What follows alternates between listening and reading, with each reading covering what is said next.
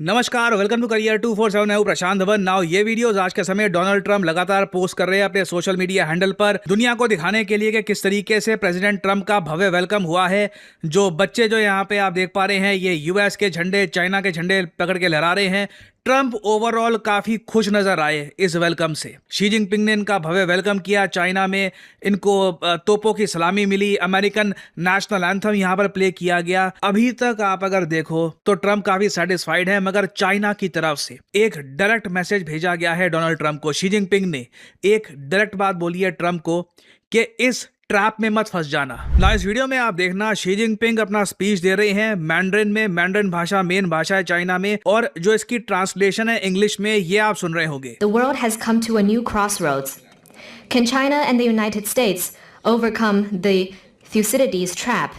ये बहुत बड़ी बात इन्होंने यहाँ पर बोली है कि क्या चाइना और यूएसए थ्यूसिडिटीज ट्रैप से बच पाएंगे। और ये जो थ्यूसिडिटीज ट्रैप है, इसके बारे में आज के समय दर्जनों आर्टिकल पब्लिश किए जा रहे हैं ऑनलाइन। आप देखोगे सोशल मीडिया पे कई लोग इस पर लिख रहे हैं कि शी जिनपिंग ने ये किसके बारे में बात करी है, एक ऐसा ट्रैप है जिससे चाइना और यूएस दोनों को बचना होगा। वेल, इसके लिए हमको जाना होगा हिस्ट्री में। आज से 2400 साल पहले 400 बीसी के आसपास एंशिएंट ग्रीस में एक बहुत ही इंपॉर्टेंट मिलिट्री स्ट्रेटेजिस्ट थे थ्यूसिडिटीज। ये एक बहुत बड़े वॉर स्ट्रेटेजिस्ट थे और he was a brilliant mind. इन्होंने एक सिद्धांत लिखा था, जियोपॉलिटिक्स का आप कह लीजिए या फिर ग्रेट पावर्स का, कि जब भी एक ग्रेट पावर अपनी डिक्लाइन में होती है और दूसरी ग्रेट पावर एमर्ज कर रही होती है, तब एक बड़ी वॉर होती ही है। और इसको कहा जाता है थ्यूसिडिटीज ट्रैप। हाँ, कई बार हमने ये भी देखा है कि कुछ देश हैं वो इस ट्रैप से बच भी जाते हैं। वहां पर क्या होता है कि एक कंट्री, मान लीजिए वो एक टाइम पर बहुत बड़ी सुपर पावर थी, उसकी पावर ढलान में चली जाती है, फिर एक नई पावर ये बन जाती है दुनिया की बड़ी पावर। ये दोनों कंट्रीज डिसाइड ये करती है कि आपस में कोऑपरेट करते हैं, आपस में मिलकर ट्रेड करते हैं,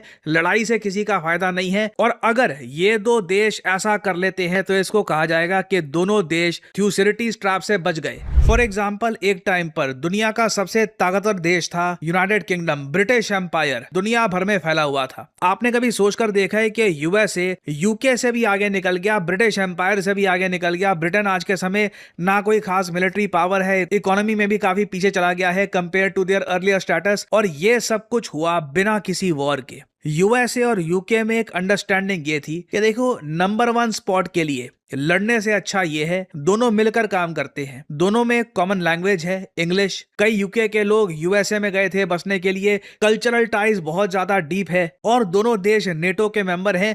दोनों कंट्रीज ने ये डिसाइड किया कि हर जगह एक दूसरे का सपोर्ट करेंगे, एक दूसरे का साथ देंगे। चाहे फाइव आइज ग्रुप में इंटेलिजेंस शेयरिंग का मामला हो, चाहे यूएन सिक्योरिटी काउंसिल में एक दूसरे को सपोर्ट करने का मामला हो, या फिर इजराइल का इशू हो, हर जगह यूके यूएसए के लेफ्टिनेंट की तरह खड़ा रहेगा। ये एक अंडरस्टैंडिंग डेवलप हो गई। यहां पे आप कह सकते हैं दोनों देशों ने थ्यूसाइडस ट्रैप से बचकर एक अंडरस्टैंडिंग डेवलप कर दी कि इस तरीके से हमारा रिलेशनशिप जियोपॉलिटिकल लेवल पर आगे बढ़ेगा। शी जिनपिंग भी आज के समय यूएसए को यही कह रहे हैं कि आपको इस ट्रैप से बचना है। जिस तरीके से यूएसए और यूके ने एक बार को अंडरस्टैंडिंग बना ली कि ठीक है, यूके की पावर अब कम हो रही है, यूएसए अब एक नई सुपर पावर है, दोनों तब भी मिलकर काम करेंगे। शी जिनपिंग ये साफ साफ कह रहे हैं कि जो चीज आपको दिख रही है, हमको भी दिख रही है, पूरी दुनिया को दिख रही है, यूएसए की पावर कम होती जा रही है। यूएसए अब वो यूएसए नहीं रहा। चाइना अब आने वाले समय में नई मेन सुपर पावर होगी। तो ऐसे टाइम में अब हम क्या करें? क्या यूएसए अपनी रैंक 1 को बचाने के लिए, अपने पावर के मेन स्टेटस को बचाने के लिए चाइना के अगेंस्ट वॉर करेगा? क्योंकि इतिहास में आप देखो तो यही आया हुआ है।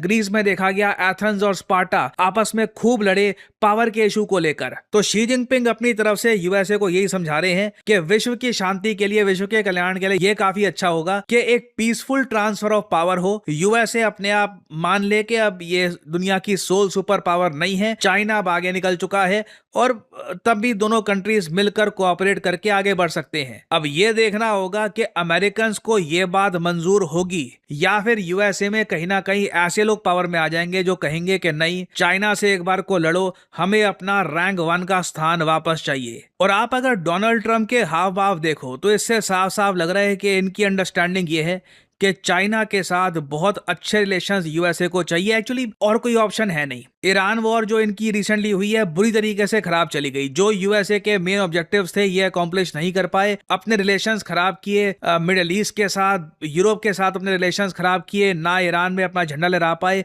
Basically it was a complete disaster. कुछ बेसिकली उस ऑपरेशन एपिक फ्यूरी से यूएसए को कुछ मिला ही नहीं। ईरान के पास अभी भी एनरिच यूरेनियम है। इजराइल अभी भी कह रहा है कि ईरान एक बहुत बड़ा थ्रेट है, वॉर अभी और आगे करनी पड़ेगी। तो ट्रंप की जो भी जियोपॉलिटिकल इक्वेशन थी अब तक बिल्कुल फ्लैट गिरी है। अब ऐसे टाइम में ये बिल्कुल चाहेंगे कि चाइना ताइवान पे अटैक ना कर दे, और ताइवान के इशू को लेकर ये चाहते हैं कि कहीं से भी चाइना को गुस्सा ना दिलाया जाए। एक वीडियो काफी